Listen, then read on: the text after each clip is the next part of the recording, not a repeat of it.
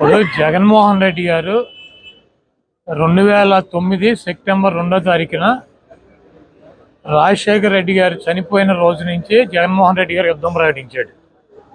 సోనియా గాంధీతో ఢీకొట్టి, చంద్రబాబును ఢీకొట్టి 16 నెలలు జైలు జీవితం అనుభవించి ఈ రాష్ట్రంలో తెలుగుదేశం పార్టీకి, కాంగ్రెస్ పార్టీకి డిపాజిట్లు పోగొట్టి, కాంగ్రెస్ పార్టీని ఈ రాష్ట్రంలో కూకటి వేళ్లతో సహా పెగిలించి, చంద్రబాబు నాయుడు 40 సంవత్సరాలు అనుభవం ఉన్నటువంటి వ్యక్తిని 23 సీట్లకు పరిమితం చేసి 151 సీట్లతో పవన్ కళ్యాణ్ని 2 చోట్ల కూడా చిత్తుగా ఓడించి, చంద్రబాబు నాయుడు తనయుడు లోకేష్ని మంగళగిరిలో మట్టి కరిపించి ఆయన అభ్యర్థుల మీద వీళ్ళని ఓడించి ఈ రాష్ట్రంలో ముఖ్యమంత్రిగా జైత్రయాత్ర జగన్మోహన్ రెడ్డి గారు కొనసాగిస్తున్నారు. పవన్ కళ్యాణ్, చంద్రబాబు నాయుడు, లోకేష్ ఇప్పుడేమైనా యుద్ధ పేరు మోగించి, గంటలు మోగించి, పిల్లి మేడలో గంటలు కట్టుకొని చచ్చి ఉంటారు నిన్న మొన్న. జగన్మోహన్ రెడ్డి గారు 2009లోనే యుద్ధ పేరు మోగించాడు, సోనియా గాంధీని మట్టి కరిపించాడు, చంద్రబాబు నాయుడిని భూస్థాపితం చేశాడు, పవన్ కళ్యాణ్ 2 చోట్ల చిత్తుగా ఓడించాడు, పప్పు గారిని, లోకేష్ గారిని మంగళగిరిలో సమాధి చేశాడు. అది పరంపర కొనసాగుతూనే ఉంది. జగన్మోహన్ రెడ్డి గారు ఈరోజు యుద్ధ పేరు మోగించడం కాదు, 2009లోనే మోగించారు. పవన్ కళ్యాణ్, చంద్రబాబు నాయుడు, లోకేష్, అడుగుడిపోయిన బక్కీటు, తోలు బక్కీటు, వీళ్ళందరూ కూడా, ఈ బోరగాళ్ళందరూ కూడా వచ్చినా కూడా జగన్మోహన్ రెడ్డి గారి ఇంటికి కూడా పీకలేరు. గతంలో కూడా చెప్పాం, మాకు వైఎస్ఆర్ కాంగ్రెస్ పార్టీకి 50% పైన ఓటింగ్ ఉంది. జగన్మోహన్ రెడ్డి గారు చేసేటువంటి సంక్షేమ కార్యక్రమాలు, అభివృద్ధి కార్యక్రమాలు ఈ రాష్ట్ర ప్రజలు గెలిపిస్తారు. మిగిలినట్టు 50% బీజేపీకి 1%, కాంగ్రెస్కి 1%, పవన్ కళ్యాణ్కి 3%, చంద్రబాబుకు 40% ఇట్లా ఉంటాయి. వీళ్ళందరూ కలిసినా కూడా ఓటు ఏమి ట్రాన్స్ఫర్ అయ్యేటువంటి పరిస్థితి ఉండదు. చంద్రబాబు నాయుడు విచిత్రంగా మాడుతూ ఉంటాడు. ఒక 420 నా కొడుకు అనమాటాడు చంద్రబాబు గారు అంటేనే ఆడు 420 గాడు. ఎందుకంటే జగన్మోహన్ రెడ్డి గారు అభ్యర్థులను మారుస్తున్నాడంట.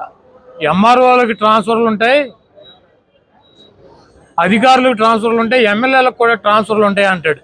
మరి వీడి 420 గాడు 78లో కుప్పంలో పోటీ చేశాడు, చంద్రగిరిలో పోటీ చేశాడు 78లో కాంగ్రెస్ పార్టీ తరఫున.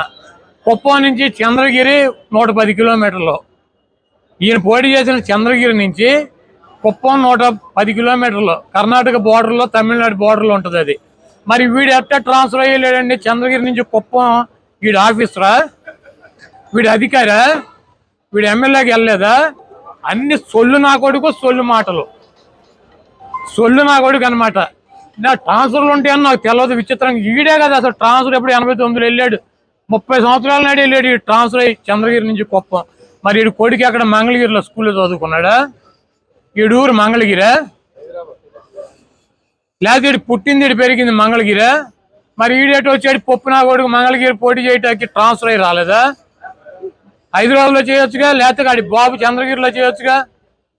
మరి పవన్ కళ్యాణ్ భీమవరంలో పుట్టి గోళీలు ఆడాడా, లేదా గాజువాకులో సంక్రాంతాడా? వీళ్ళు అసలు బాబు, కొడుకు, పార్ట్నర్, దత్తపుత్రుడు అందరూ కూడా వలస వెళ్ళి అక్కడెక్కడ పోటీ చేసేవాళ్ళే.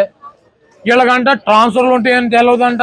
ఓరిడి అమ్మ చంద్రబాబు నటన చూస్తే మామూలుగా ఇంటి వారు సిగ్గుపడతాడు. ఆయనే చెప్పాడు, నా అల్లుడు పెద్ద నటుడు, దొంగనా కొడుకు అని చెప్పి. కాబట్టి ఈ ట్రాన్స్ఫర్లు ఇవన్నీ పిట్ట కథలు, ఇవన్నీ చంద్రబాబు నాయుడు చెప్పినా కూడా నడవదు. చంద్రబాబు నాయుడు, పవన్ కళ్యాణ్, లోకేష్ నిన్న మొన్న యుద్ధం ప్రకటించారు. జగన్మోహన్ రెడ్డి గారు ఆల్రెడీ యుద్ధం ప్రకటించి 12 ఏళ్ళు అయింది.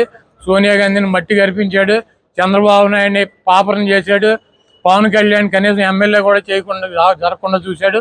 ఈరోజు చంద్రబాబు నాయుడు, పవన్ కళ్యాణ్, లోకేష్ మేము ఎమ్మెల్యేలకు గెలిస్తే చాలు, ప్రతిపక్షం వస్తే చాలు అని వాళ్ళు యుద్ధం చేస్తున్నారు. వాళ్ళు జగన్మోహన్ రెడ్డి గారితో యుద్ధం చేసేదేంటి?